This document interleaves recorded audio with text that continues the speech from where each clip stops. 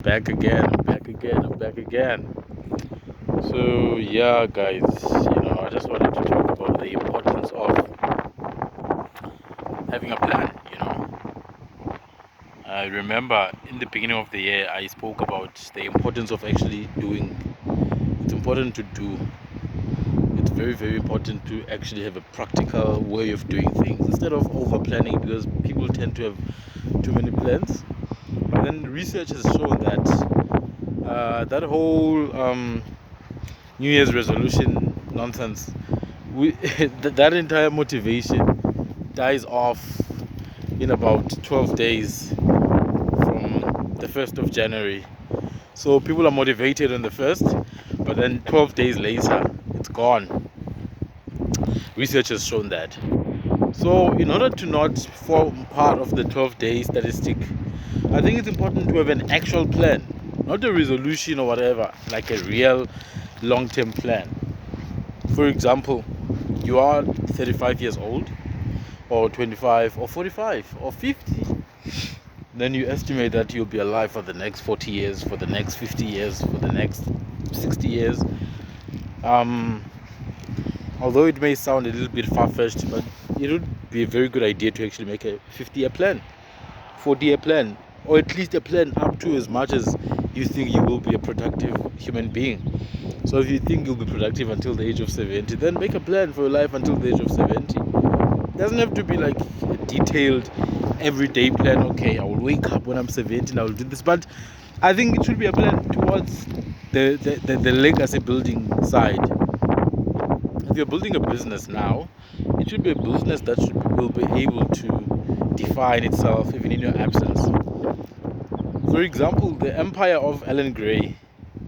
I mentioned Alan Gray because I was funded by the foundation, the Alan Gray Office Foundation, and we had access. We had access to this old man, Alan Gray. He was staying off in some island in the Caribbean, and we had access to him. And he was old, man, and he didn't have any like. He was not even involved in his businesses, in the Alan Gray wealth management business, or in the foundation itself. He didn't have any involvement, and I couldn't understand it at that time. But this guy is the fourth richest person in the country. Why is he not involved in his businesses? That's because he built a self-maintaining, self-sustaining machine, and he was able to, devise a succession plan, and the right people were in charge. The right people who are not even related to him were running the companies. That's what I'm talking about when I mention a 60-year plan, a 50-year plan.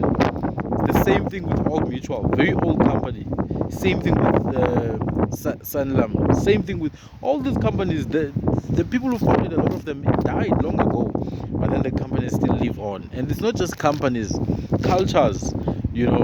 People who came with the cultures died maybe 1,000 years ago or 500 years ago, but then they built something long-standing, something long-term. Great conquerors like Genghis Khan. We still talk about them to this day. Shaka, good classical example. Nations were formed out of this man, and the level of conviction they had. So that's what we're talking about. Be a mini Genghis Khan in your own life. Be a Shaka in your own life. Be that head, be that king in your life. Create a plan, and you will soon realize that a lot of the people that are in your life should actually not be in your life. And a lot of people that you give time to, a lot of people you give access to you don't even deserve it because they don't feature in your life's plan. And I think it's extremely important because it will protect you from deviation.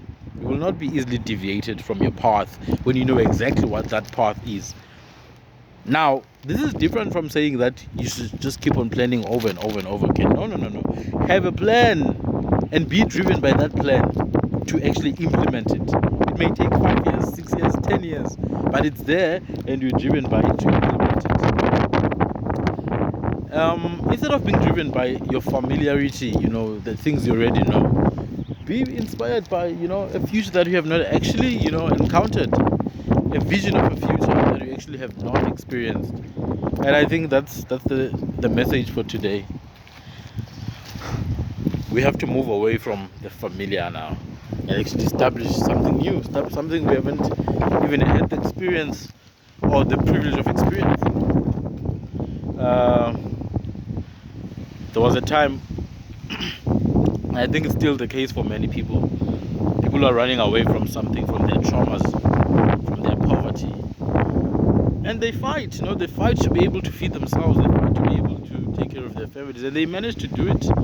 They're able to take care of themselves and their families, and they stay in that shell.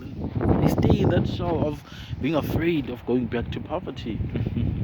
I understand it, but you need to be free from that as well. Be free from your past. Be free from the familiar. Be free from what you already know, what you've been through. Be free from it, and actually be driven by a vision of the future that you envision yourself, not someone else's vision. Your vision.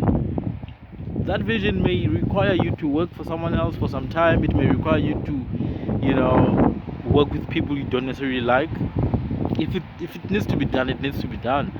But then the idea is that it forms part of your life's plan. Have a life plan. We need to have a life plan. Otherwise, what are we doing here on earth? I think one of the main purposes on earth is to produce, to build, to develop. Just like nature itself, the stars are constantly developing and moving and changing. Seasons are constantly cycling around. The weather changes, plants grow, everything vibrates with frequencies and energy. It's how the nature is built.